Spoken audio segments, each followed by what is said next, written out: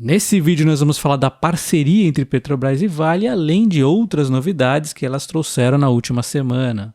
Vamos começar então entre a parceria entre as gigantescas Vale e Petrobras, que assinaram um protocolo de intenções para acelerar o desenvolvimento de soluções de baixo carbono. Essa parceria ela vai ter duração inicialmente de 2 anos. Ela prevê a avaliação de oportunidades conjuntas de descarbonização, abrangendo o desenvolvimento de combustíveis sustentáveis. Aí são inúmeros eles, né? Como por exemplo o hidrogênio, o metano verde, o biobunker para combustíveis de navio, né?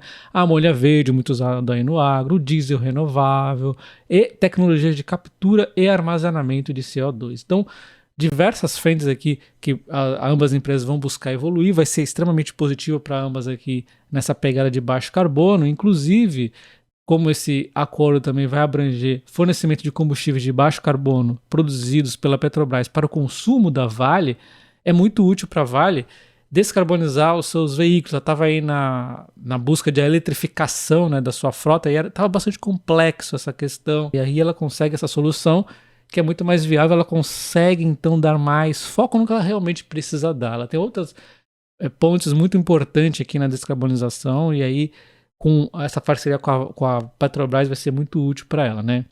Então ela fala aqui que essa parceria vai ajudar a alcançar o compromisso aí, né, dos escopos 1 e 2 de reduzir 33% das emissões até 2030 e alcançar a neutralidade em 2050 em linha com o Acordo de Paris.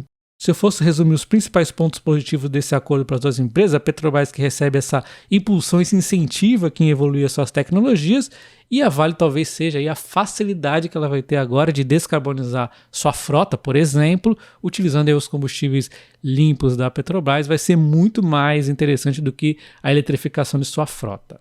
Lembrando que quando a gente fala de Vale, nós não estamos falando de carro, caminhão, nós estamos falando de equipamentos bem pesados, inclusive, né? Coisas gigantescas.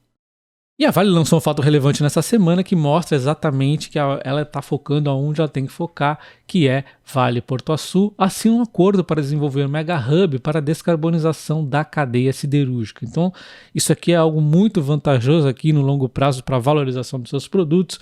Então, o mega hub deverá receber um primeiro momento Pelotas da Vale e futuramente uma planta briquete de minério de ferro. As empresas então buscarão atrair investidores e clientes que construam e operem a planta de redução direta, com o uso de gás natural, que estará disponível no Porto Açu, e a possibilidade de convertê-lo no futuro para hidrogênio verde, produzindo HBI com emissão de carbono próxima a zero. Então isso aqui obviamente vai agregar muito valor.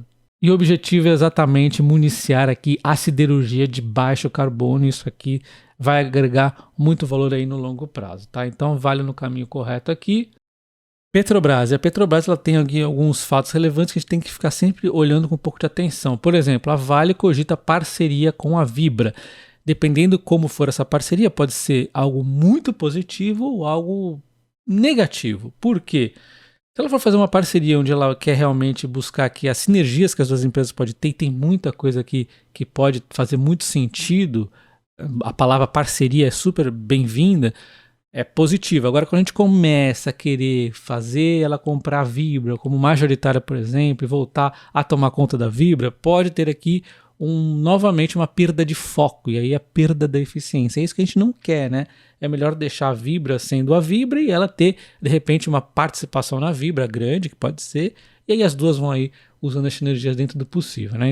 E as sinergias estão não só na atuação, né, da distribuição da Vibra, como também os negócios específicos que a Vibra fez com a comercializadora Comerc, aqui, que tem tudo a ver no setor elétrico, né? E aí, hibridização dos veículos, com o objetivo de aproximar a Petrobras do consumidor final. Mas o Prats pontuou que são avaliações ainda muito superficiais, eles vão pensar com calma e responsabilidade se isso realmente acontecer, nota 10. Caso contrário, não é bom, né? E aí nós temos a outra parte da conversa que, na minha opinião, só tende a ser negativo, que é a Petrobras não tem pressa para avaliar recompra de refinarias. E aí a palavra pressa ou sem ela não é positivo, não é algo que eu gostaria de ver. E aí quando nós vemos o discurso do ministro de Minas e Energia, vem bem naquela parte populista que não agrega em nada, né? A Petrobras deve avaliar a recompra do RLAN, é um ativo histórico. Aí você já pode até parar de ler. Quando começa o negócio de ativo histórico, faz parte de não sei o quê, esquece. palhaçada, né? Lembrando que a Petrobras tem um acordo com a CADE para, inclusive, vender mais refinarias. E está atrasado, inclusive, deveria ter vendido mais até o ano passado. Não os vendeu e agora o novo governo quer comprar. Ou seja, será que não tem regras no Brasil? Pode fazer o que quiser, o CADE vai deixar? Como é que fica? Isso aqui é mais um tumulto adicional. Está indo contra o CADE, né? O CADE, ele tem o propósito dele, né? Então, como é que fica? Vai simplesmente sair comprando as refinarias do jeito que ela quer? Então hoje a Petrobras tem 10 refinarias, ele já vendeu essas refinarias aqui e segundo o acordo da Petrobras deveria vender também essas outras 4 aqui. E na verdade o governo atual ele está querendo recomprar. E aí eles fazem aquele discurso morde-a-sopra, né? Eles falam que devem negociar com aquelas refinarias privatizadas, mas vamos respeitar a segurança jurídica e a estabilidade regulatória para que possamos readquirir e fazer um Brasil seguro para os suprimentos. Aí aquela palhaçada toda, né? A palhaçada continua com a afirmação que o Brasil não é autossuficiente no diesel, mas é perto de ser. Só importamos cerca de 20% do diesel consumido no país. Porém, tem que destacar também que temos aqui as empresas petrolíferas do Brasil, como por exemplo a PetroRio e a 3R, né?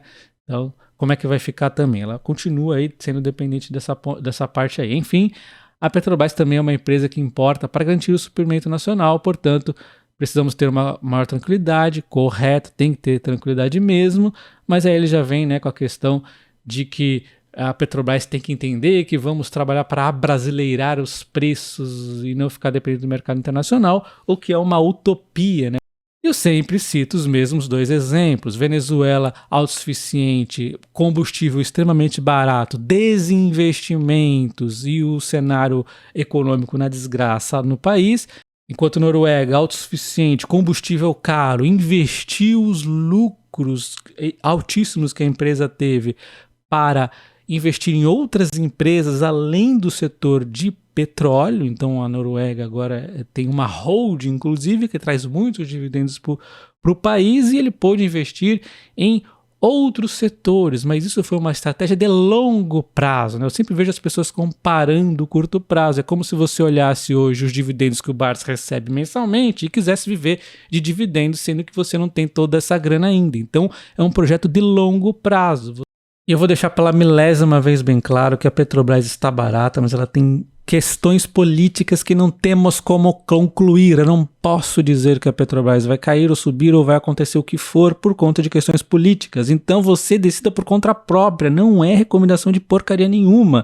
Há um título de comparação PetroRio e Petrobras no último ano fechado, nós temos um desempenho similar, um pouco de vantagem aqui para a PetroRio, e se der algo ruim na PetroRio, foi uma análise errada minha, onde eu comprei e falei, puxa, errou ali o campo, azar, eu fiz errado. Agora, o ruim é você comprar uma petrolífera e dar uma coisa aí errada que não tem nada a ver com a sua análise, né? Porque o ministro de não sei o que resolveu achar que dá para brasileirar o combustível. Então isso aí foge da minha análise, foge da minha paciência, algo que eu não aturo mais depois de 16 anos com a Petrobras. É simples assim. Sem contar que ficar analisando empresas no curto prazo não faz muito sentido.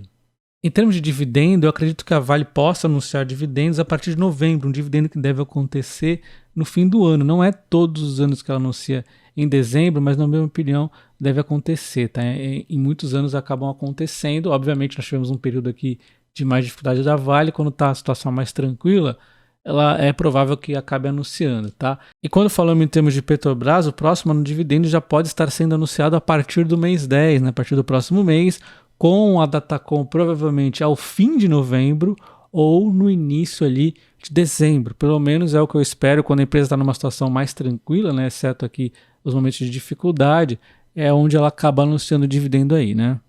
Então, na minha opinião, são 2 empresas que podem vir a ser excelentes aí no longo prazo. Vai depender da estratégia de cada um. A Vale tem uma exposição aqui um pouco mais à China, um risco mais atrelado a lá, enquanto a Petrobras tem um risco aqui um pouco mais à economia de modo geral, principalmente nos Estados Unidos e também muito aqui no Brasil. E aí envolve a política, cenário que eu não gosto muito de estar exposto. E você poderia argumentar que eu muitas vezes compro a Vale via operações protegidas contra a queda, utilizando opções. Eu poderia fazer o mesmo com a Petrobras. Sim, faz sentido. Inclusive, quem quer saber como comprar de forma protegida contra quedas, para você não sofrer essa volatilidade eventualmente, link na descrição do vídeo, nos comentários fixados, sobre o meu curso de opções que eu te ensino do zero até o mais avançado, tá? Então sim, óbvio que as opções minimizariam muito os riscos, mas eu gosto de operar opções utilizando muito a minha leitura do cenário macroeconômico também, que me ajuda a ser mais assertivo. Se eu fazer com a Petrobras, ficaria mais imprevisível, porque as notícias políticas são imprevisíveis. Mas óbvio, minimizaria muitos problemas, é uma possibilidade também.